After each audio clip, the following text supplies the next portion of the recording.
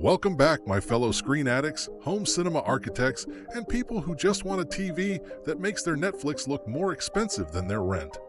Today, we're talking about three of Samsung's newest OLEDs, the S95F, the S90F, and the S85F. If those names sound like different difficulty levels in a video game, don't worry. By the end of this video, you'll know exactly which one is easy mode, which one is normal mode, and which one is you probably shouldn't spend this much on a TV, but you will anyway mode. For current pricing and availability, you can check the links in the description. Let's start with the Samsung S95F, the drama queen of the lineup, and I mean that lovingly. This thing is so bright and so contrasty, it practically taps you on the shoulder and says, "Observe my glory." Samsung calls it their brightest OLED ever, and honestly, looking at it feels like someone took a regular OLED, fed it 3 energy drinks, and whispered affirmations into its vents. The blacks are pitch black, the highlights explode like they're trying to break free from the panel, and everything in between looks like it belongs in a very fancy brochure. If you've ever watched a nature documentary and wished you could count the pores on a frog's face, the S95F is ready to traumatize you in 4K. It also has Samsung's fanciest AI processor powered by 128 neural networks. I don't even have 128 friends, but apparently this TV has 128 microscopic geniuses living inside it. They upscale everything: movies, YouTube videos, that old 720p clip your cousin filmed in 2009, and turn it into crisp, smooth 4K. The S95F basically grabs the incoming picture, looks at it, sighs dramatically, and says, "Let me fix that for you." And if you're into gaming, this thing can run VRR up to 165 Hz in 4K, which is ridiculous. Even your games will feel guilty for not looking good enough for the TV. Then there's the S90F, the middle child. And like many middle children, it's actually amazing. It just doesn't always get the attention it deserves. It uses the same 128 network processor as the S95F, so the brains are just as smart, even if the biceps are slightly less enormous. This one still takes SDR content and boosts it to HDR-like levels, giving you brighter highlights and punchier color, almost like the TV is quietly flexing. It's extremely bright, not retina-melting bright like the S95F, but bright enough that you won't have to black out the room like a cave just to watch a movie.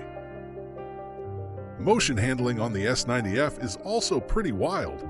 Fast-moving text, sports balls, car chases, the TV smooths them out so well, you may find yourself watching sports you don't even care about just to admire how clean the motion looks.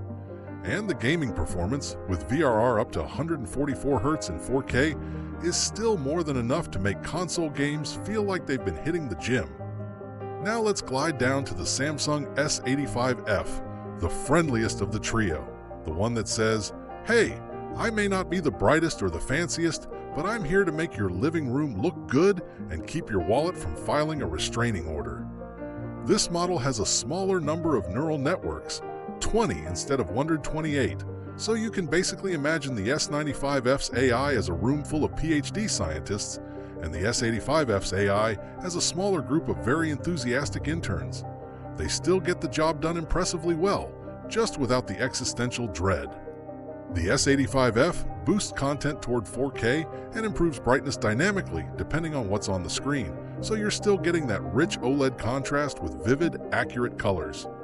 In fact, the colors on the S85F are Pantone validated, which means your favorite movies and shows will look realistic, natural, and not like someone accidentally turned the saturation dial past tasteful and into neon fruit salad.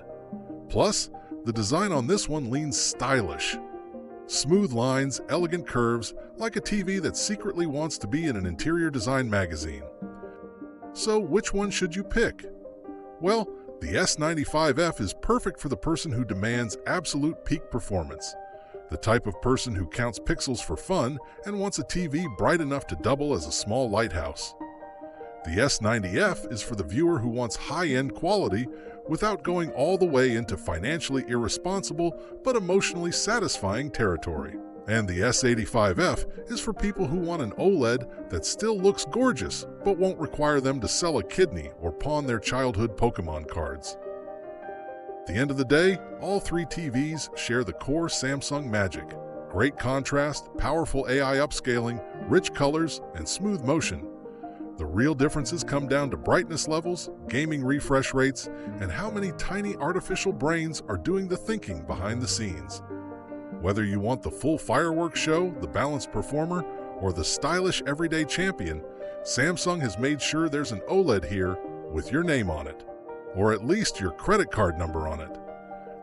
So that's the showdown. If you enjoyed this mildly chaotic explanation of three extremely shiny rectangles, don't forget to like the video, subscribe for more tech breakdowns, and let me know in the comments which TV you're choosing and how you plan to explain it to your bank account.